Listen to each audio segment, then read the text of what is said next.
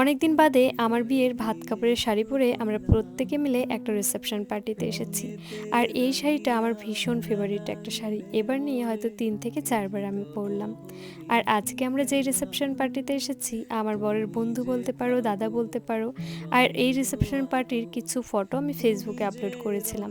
সেখানে তোমরা অনেকে আমাকে কমেন্ট করেছিলে যে দিদি তুমি আমাদের বাড়ির পাশে আসলে অথচ জানতেই পারলাম না। আসলে এই বিয়েবাড়ির কথা আমার বর আমাকে অনেক দিন আগেই বলেছে যে এই ডেটে একটা রিসেপশন পার্টি আছে, ওখানে যেতে হবে। তারপরে আমি ওর থেকে আর শুনিনি যে কোথায় হচ্ছে বিয়েটা বা কোথায় রিসেপশন পার্টিটা হবে। এগুলো আমি কোনো কিছুই শুনিনি। বিয়ের পর থেকে আমার শ্বশুরবাড়ি এখানে এসে আমি যে কত বিয়েবাড়ি ইনভাইট পাই, সেগুলো আমি গুণে শেষ করতে পারবো না। আর আজকে আমরা যেই রিসেপশন পার্টিতে এসেছি, বউটা কিন্তু খুবই মিষ্টি ছিল। এরপর মুনের মা মানে কাকিমাকে নিয়ে আমি সোজা চলে আসলাম স্টলে, যে এখানে কী কী খাবার দাবার আছে চলো গিয়ে একটু চেক করি। এখানে কিন্তু পকোড়া ছিল, তারপরে জিলেপি ছিল, কফি ছিল, পান ছিল।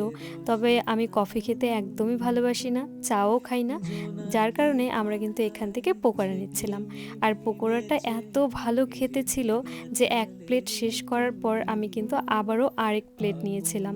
স্টলের জিনিসপত্র কিন্তু খুব একটা খেলে পরে আর ভাত খাওয়া যায় না, তবে আমি কেন জানি না হাবিজাবি খেতে খুব ভালোবাসি।